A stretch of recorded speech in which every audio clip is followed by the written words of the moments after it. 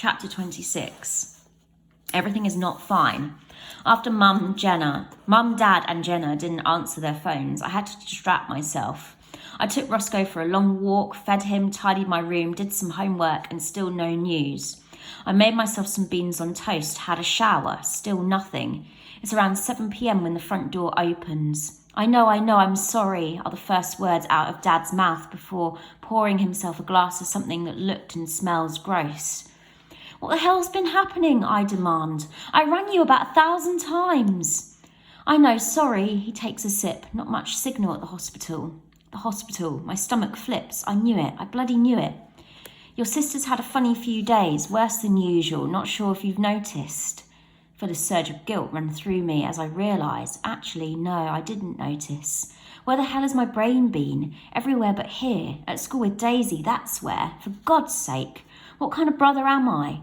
I watched Dad down the rest of his drink and pour himself another one. And as a little voice in the back of my brain pipes up. Of course you didn't notice. She's always ill. She's dying. Anyway, Dad slumps into a chair. She felt really sick after lunch, so sick she fainted. Lunch? She's been in hospital since lunch. Why didn't you call me? Dad shakes his head. Your mother didn't want to disturb you at school. I know we should have. I'm sorry. He glugs back some more alcohol, like he always does. We had to wait a long time to be seen. Mum was having a meltdown, screaming at the nurses, making a right scene. I know he's trying to make light of it all, but there is no light in this, none at all. I just look at him. Anyway, he clears his throat. Some tests were done and, it turns out, his eyes flipped to the bottle, then back to me. She's got a blocked bowel. Blocked bowel? Is that bad? Dad shifts in his seat. It's a common, the doctors have put a little thing through her nose. Nasogastric tube or something it's called. It'll help drain the stomach a little, stop her feeling so sick. She tosses back the last of the drink, his eyes going back to the bottle. I said, is that bad? The tone of my voice makes his eyes widen. I didn't mean to snap, not really. I just want an answer.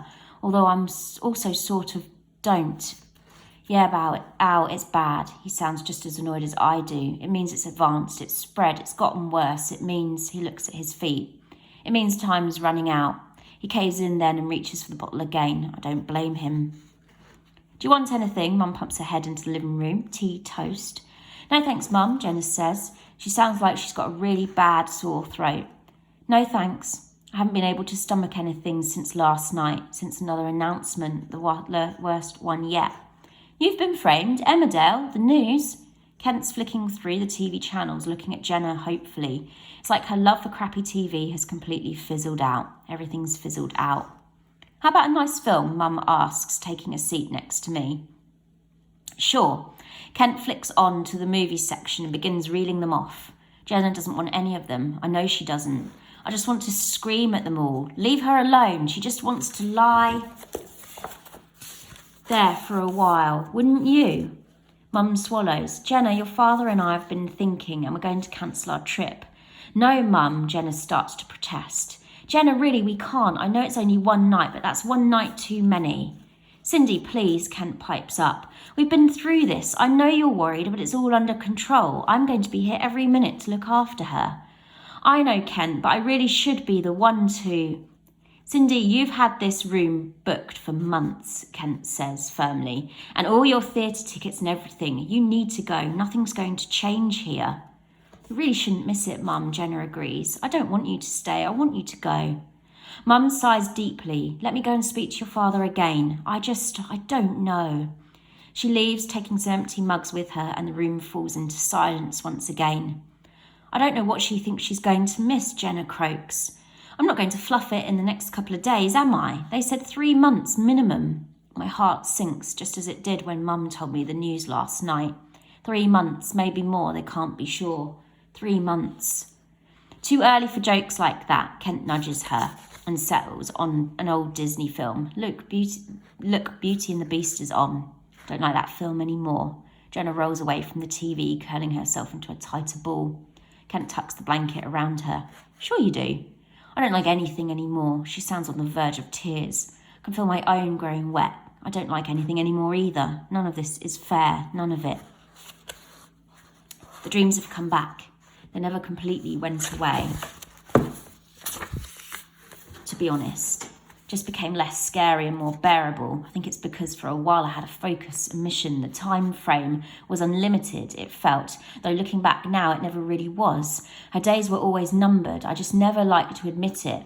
Well, now those numbers are less than I ever wanted to know. In the thousands, maybe even hundreds, maybe even less. The thought of it makes me want to throw up, though there's nothing in my stomach, so it'd be pretty much impossible right now. I haven't eaten since around 6 p.m. on Wednesday. It's now 4 a.m. on Friday. I don't feel hungry though. I don't feel anything but anger and pain. Like somebody's physically hurt me, like I've been hit by a car or something, and just miserable. What's the point? What's the point of all this? What's the point in putting her on this earth just to take her away so soon, so painfully? Who did this? What did this? Or are scientists right that it's all just evolution and cold, hard facts? Maybe no one's entitled to a full and happy life. You just get what you're given.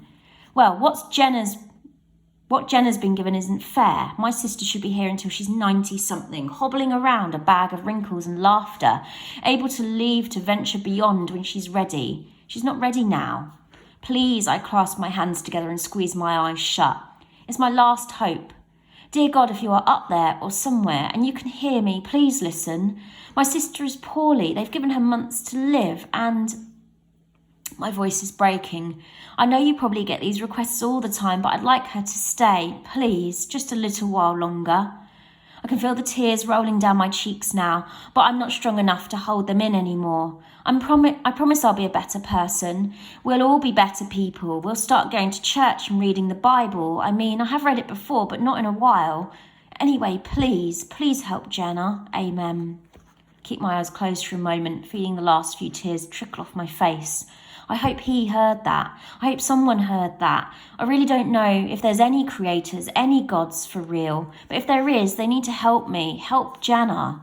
Taking a deep breath, I roll over to face the clock again, 4:17 a.m. Still hours until everyone will be awake.